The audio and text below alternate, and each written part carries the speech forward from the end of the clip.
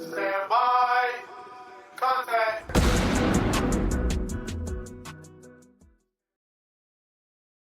Good morning, good afternoon, good evening, ladies and gentlemen. This is Pit Talk, Pulling Pits and Opinions with your host, Gunny G.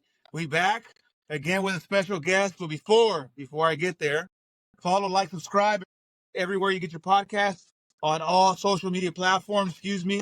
And constructive criticism is greatly appreciated. If you like me, let me know. Hey, it's pretty good stuff. If you don't, I'll take it either way. But either way, follow, like, subscribe everywhere you get your podcast. Ladies and gentlemen, we got a special guest hailing in from the East Coast. I totally forgot where you're stationed at. My boy, you'll tell me in a second. Ryan Boehringer, one of the two. Boehringer. I always give you a hard time, don't worry about it. It's on purpose. Say hello to the listeners and where are you from, where are you stationed at, things like that. Yeah, Go absolutely. ahead. Hi, y'all. My name is Ryan Boehringer. I'm stationed at St. Father's High, Cambridge, North Carolina. Been out here for about 3 years. Did a complete different change of updates of life. I was in the West Coast for about 9 years before I came out here. So, pretty cool being on the East Coast. Didn't say the life got way colder than I expect. Hell yeah, it's hold on, dude. This thing is pissing me off. I apologize. I had to turn the ringer off. Did you hear the ring? No. Okay, good. Okay, so we're good. Don't worry. I become a video editor, audio editor after all this. All this stuff it come off. But anyways, so let's get right into it. The meat and potatoes. Why we got you on? Adversity and resilience. Yes. Yeah. We're gonna get right into the meat and potatoes. We got life and we got duty stations, and they kind of, for us in the military, they're the same pretty much. Everywhere we go, there's life. Everywhere we go, there's different situations, friction, personalities. Can you tell me which duty station in your short time in the career, in the organization, what has been the most challenging for you? Absolutely. So, my first duty station was at Camp Hamilton. Was with 5th Aside 11th Marines.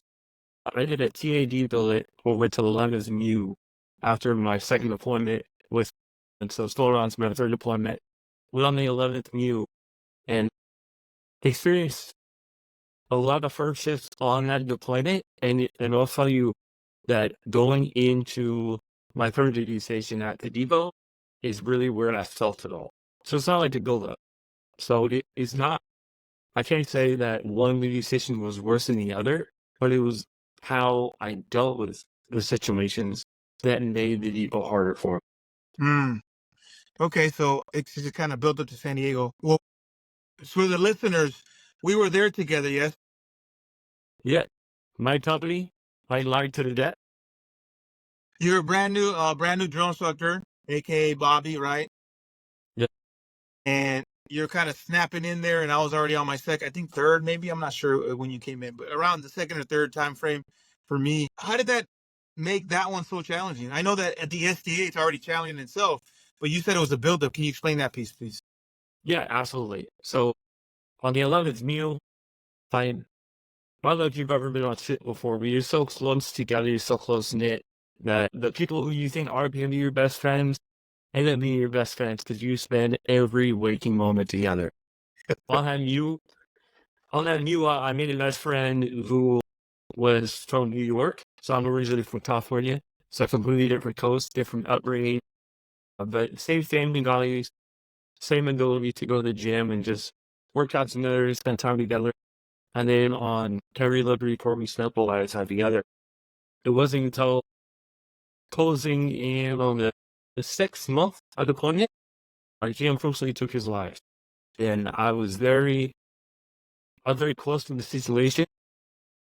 I was with him the whole entire night, and it was as weird as him saying, "Hey man, I'm gonna make a hit call." I'm like, "Okay man, I'll be right here for you when you get back." And he never came back. So coming off in that deployment and really bottling that all up because I didn't know who to turn to talk to about it. Each year of, and I really got this dream ahead of me. I want to be a drill instructor. I don't want somebody to worry about me. I want anyone to talk to me. And it kind of going through that, into that SCA, it was difficult. It was difficult to kind of hold that all back and act like nothing happened. So that's kind of like the cliff note version of that. I know you go through a little screening before you go to the SDA. I'm just out there. I don't know what happened. Yeah, I'm sure that everything was okay going to this SDA, but sucks, man. So, you know, obviously for you, it's a life thing, right? That somebody, a person, did you as an organization while you were in the uniform, right? Let me ask you this, personally and professionally, right? There's obviously you know what you do professionally as when you wear the uniform. Personally, outside, how did those two things get affected, and were they affected in any way? yeah, absolutely. So I guess the two part. So I was also previously married as well. I'm on my second marriage. I think it's very important for the young listeners to hear it. That you can have someone in the Marine Corps who says a friend you might look up to, you might not know what they started to look before. Coming off that deployment, I went from kind of dad to dad to dad. Deployment after deployment after deployment, straight into an SEA, and then kind of bottling and all of the things that are happening. On top of that, having a failing marriage to not go home to. Man, I think though that SEA at the time, we were not going home a lot. We're not spending a lot of time with the ones that we should be. And I remember when we were taking the phone over something that I had an idea was not the best at home, but I wasn't really getting the honest answer. Going home and feeling like a stranger in your own home, something's weird, something's off. It completely affected my personal and professional career. I Yeah, started pushing away my closest friends, the ones who I deployed with and then went to the depot with. And I pushed away people who I could rely on because I acted like I had it all under control. yeah, But the good therapy for me was I recruits to scream at. It wasn't too difficult for me for someone to say, you know, hey, you're not shooting at him. You just had a lot to scream about. It just was productive in your training. So that's awesome. I mean, it's not funny that you were going through, but it's awesome that you found a way to cope with mental health, right? it was definitely not. Yeah, for sure. You were good at it too. You were good at it. I remember. You're because you're tall and scary. I think it's the tall and the eyebrows thing, right? Because we both have thick eyebrows. I think that's what That's like it. makes us super scary, right? But anyways, That's it. Unvolved. that's good, man. That's crazy. I know that you were going through it in San Diego because I remember when I left, you were still there, and that stuff happened. Not that I was a bad friend or a good friend. I would say that I was not a good friend because I wasn't available. But at the same time, you were on your own little path, and Mike, and then I went quote, and I went to the the support companies, and that's where we lost. You know what I'm saying? Yeah, yeah, You were still in training companies. None of the schedules jived, and I was pretty salty. You know how that whole ordeal went, and so absolutely. that's crazy, man. Professionally though, like. So you talk about it was a good mental outlet, but once it was all said and done, now you PCS, there's a lot of time. What's happening now? Yeah, absolutely. Well, I will say that that's a key part because when we talk about resiliency, it's not something that you're just born with. You don't just wake up and realize that a first situation happens and you're like, oh, okay, I'll quote that. No worries. I'll send any community knew that. And you're still, please let me know because I'd love to meet you and sit you down and figure out how the heck you do this. Yeah. Uh, me, and I think the biggest thing is when you take a step back, the question that I've learned to ask myself is, what are you surrendering to? That might be like a four-part question. But what are you surrendering to means to me, you still allowing that the frustrating the substance abuse. I'm experiencing this, it's still I'm falling into this. I'm doing this, that. So I need to get anything substance abuse, work, like overworking. Case you know what I'm saying, overworking. It should be I don't have to come up with all of A them. I'm sure plethora there's a of lesser here. It's lesser, right? For me up front, especially the depot, it was overworking. I was surrendering myself to the work. I was living my whole entire personal life just to focus on what I was doing is if I could forget about everything except the training schedule, it didn't matter. So when it came to my professional life and moving over to the PCS, there was a time in the week where I got really bad. I was in my truck, I was angry, and to just preface, I'm a man of faith. And I remember watching a couple hold hands on Family Day. And I was in my truck trying to leave. I got so mad. Yeah. I started screaming in my truck. And they weren't doing anything wrong. They look great. Good for good on. So I was mad and I was like, God, why? How am I doing all these things? And I feel like I'm being punished. Yeah. We had that moment where even in the fit of anger, I was surrendering myself to God. Yeah. And I was like, show me what to do. Show me how to live my life. I started going to church. Went to North Coast on the west coast. North Coast is over in Vista. So I started over there. Started going to church. Started really digging in deep to a relationship with Christ. And then I'll tell you, there was a weight lifted off my shoulders. It wasn't until months later, I'm over on Instagram, and my now wife had posted something on Instagram that said worship song. It was like obviously a worship song that made her feel some way. And I saw it. I listened to the song, and I was like, oh, I liked it. And I sent her a direct message, like, including her DMs. Thank you, man. And I said, I really enjoyed that. And here we are now. Right? So I mean, we're done. I think God led away through all of the stress and all of that. But I think you learned professionally how to refocus who you are. Instead of, I'll refocus on me. It only worked on my work and push everyone away. Oh, then I've got to be honest about parents, what was going on, what I was struggling with, the people around me. Then it re-energized me to refocus the Marines in a fleet and say, what can I do to make them better focus on their lives, not only work related, but at home as well. That's crazy. That's crazy because, I think about McMap.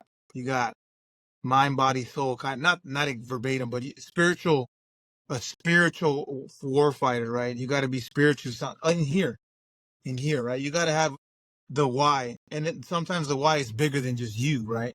And what you're facing. And for you, it sounds like a spiritual outlet became what got you through the rest of San Diego and then where you're at now. That's crazy, but not but and excuse me, and but is like a contradicting your sentence, but and to top it off, it sounded like you said you had to be honest with yourself, right? So Absolutely. in terms of providing tools to young service members and or just individuals, right? Because us in the uniform, we struggle too. We're not just robots, right?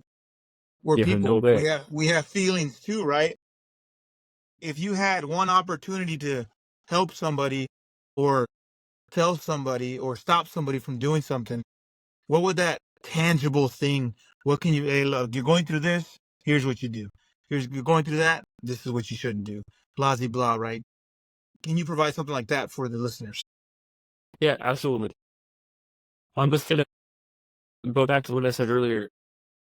First of all, ask yourself the question, are you surrendering yourself to? You take a look at the adversity that you're going through. Think about how am I refocusing my attention? Because what I learned is that if you just push everything off, it's going to catch up. It's going to fall hard. It's going to get you quick. So the don't do is don't suppress an emotion. Don't suppress what's going on and act like it hasn't happened because it has. It's going to catch up. And what I would do is look at what you're spending your time to, but what you're focusing on.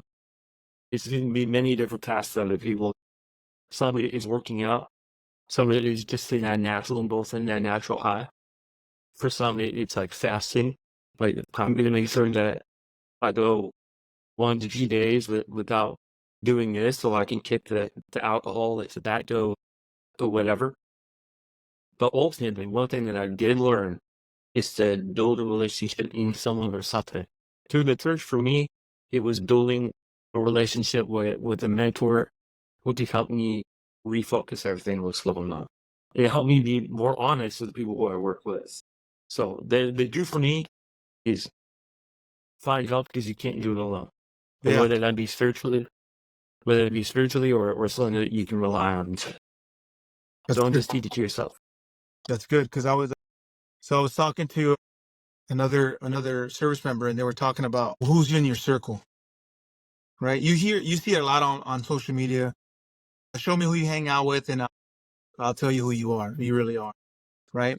And he Yeah. was talking about if you hang out with 9 dumbasses, that's what he said. Quote, I'm quoting again, 9 dumb asses, right? Don't be the 10th, right? Right. Because it doesn't make sense, right? If unfortunately for us as individuals, our parents say not to do something, and then we're curious enough to be like, well, what are they talking about that we can't do? And so we do it, and then we're like, oh, We think that. that's what they meant, right? And Yeah. unfortunately, I see a lot of things too is life, right? You learn from your mistakes more than you do from that what you're prepared for, right? I don't know why that is. It's just how the cookie crumbles. And then we tell our kids, right, for your future kids, hey, don't do this because I'm telling you it's not going to work. And then they're going to still go and do it, right? Right. But the problem is, I think we got to really we got to really preach is just like you say, it's like, what are we surrendering ourselves to? Not only that, but why are we not acting like children and soaking everything that we can possibly learn in, right? Why does it change when we become an adult? When kids want something. I said this previous on one of my under interviews with a serviceman. I said, why does it change all of a sudden when you become an adult? When you're a kid, you're hungry. What do you do? You feed yourself all the information. No, Everything. you ask your parents, right? Yeah. So you ask, hey, can I do this? Can I do that? Can we meet? I'm hungry, Dad. Can you make something? Mom, can you do this? Blah, blah. Always why? Asking why, right? And always soaking that in. And then all of a sudden, we become an adult and we think we know everything. But then we fail, and then they're your parents with open arms, like, I told you. I don't know what you want me to say. Like, I'm sorry that you're. But why does it Yeah. change? Have you been married for 20 plus years? But I And neither have I. So I'm going to go ask somebody, hey, I'm going through it. I need marriage advice. Somebody that has like 20 plus years, right? Because it makes sense. It looks and sounds successful, right? Nothing is perfect. So you always gotta, just like you say, you gotta look for something in someone that's gonna benefit you, it sounds like. And the mentor, whatever that mentor provides you, spiritual, financial, whatever it is that you're looking for, it sounds like that's what you need. And to put it long story short, it sounds like for you, Ryan, divorce was the biggest catalyst for your alignment towards your relationship with Christ, yes? yeah, absolutely. It kind of showed you where you were at in life, didn't it? Absolutely. It really did. It's crazy. I'll say I was actually chasing the report. I was chasing. This is the one who comes out, put me on. There's this to do. Let me hear it. I ate it up. I did everything that I could to refocus to say, I don't know if you remember me, tried to eat, but I'm getting out. Oh I'm yeah, done with this. that's right. I couldn't wait. I couldn't wait to get out. If it weren't for COVID, I'm telling you, I probably would have gotten out. Crazy. It is weird. But I think that's also for me and talking to my mentors and talking to the community that I'm getting out. I thought so-called a life route with my church now and talking to everyone. It seemed like a wake-up call from the Lord himself to say, okay, you can still be successful because these Marines need you. They need you. It's now a refocus. And when I got everybody who's messing up, there's a lot of ways to say, okay, I didn't. Yeah, that's good. I know what you're going through. Maybe not exactly, but to speak life into someone is a lot more fulfilling. Yeah, It helps. that's Having good. that mentor, to have a mentee to say, hey man, what the heck is going on? Let me Yeah, show you something. Hey, take up your wing, come on. Get underneath this wing, I got you. yeah, To for sure. watch young service members grow from that, the reward really is. That's good, Ryan. I appreciate you taking the time. I know you just had a baby. Congratulations. I know this is Thank you. Thank you very much. number one. Yeah, Boy or girl? number one, A baby girl? girl. Baby girl. Oh Baby boy. girl. You know how when you go fishing, right? you reel that hook with that little J hook, little hook they got for the fish. You know Yep. who the reel is for you when you get older? Your daughter. Daddy, daddy, daddy, right? Yeah, enough of it. I have a teenage daughter. Hey, just so I know you're listening, but I have a teenage daughter. She's 16, right? And I go, I'm paying for my wife for little, her little things that she likes. And she's there watching, right? I go, don't worry, don't worry, don't worry, mama. I say, you're going to get your own husband pretty soon. Not anytime soon, but, down the road soon, right? And she goes, no, daddy, that's why I have you. Can I have this? And then she'll do the little face thing and put her the eyes. And then I'm like, all right, I can't say no. Because all I'm doing is setting her future husband up for failure. You know what I'm saying? High expectations. That's right. Hey, that's a little tool for your toolbox, friends. Just set the I bar appreciate that. Well, thank super you. high, super high, super high. Hey, but I appreciate you coming on, man. I know being honest, transparent for the listeners, for whoever listens to you, right? Being open and Yeah, honest absolutely. takes a lot of courage. And thank you for being open and honest about your divorce, about San Diego transitioning to your fleet, to the fleet, and then refocusing what your purpose really is and sharing that, how that helped you. I appreciate you being honest with that. If somebody wants to get a hold of you, man, how do they get a hold of you? What's your social media handles? If you have any emails, this, that, and the other. Yeah. Also, I have Facebook and Instagram. It's fun. It's gonna be really tough, but it's Ryan Boehringer. Crazy. No contact between, just everything all together. Try it. They're pretty easy to find. If anyone wants to get hold of me, please do. We could talk. This is not just a podcast. Vomit everything that I got and then chef the juices and Yeah. figure it all out and do it. Gaming network is something that I really, really enjoy doing. So thanks for the time. Thanks for having me on, Israel. Great to see your face. Hey, And don't be a hey, stranger now. You got it's my cool. number. You got my number. Yeah, absolutely. Hey, Absolutely. ladies and gentlemen, this is Pit Talk, pulling pits and the pins with your host, Gunny G, and we out.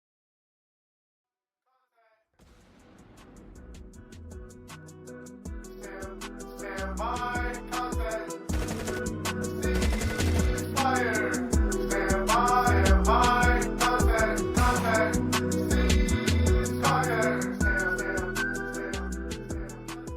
Pit Talk is a podcast featuring active service members who discuss their thoughts and opinions on various issues surrounding military life, current events, and history. The statements heard here are the opinions of its members and guests. These do not necessarily reflect the views of the Department of Defense and are not endorsed or sponsored in any way. Listener, viewer discretion advised.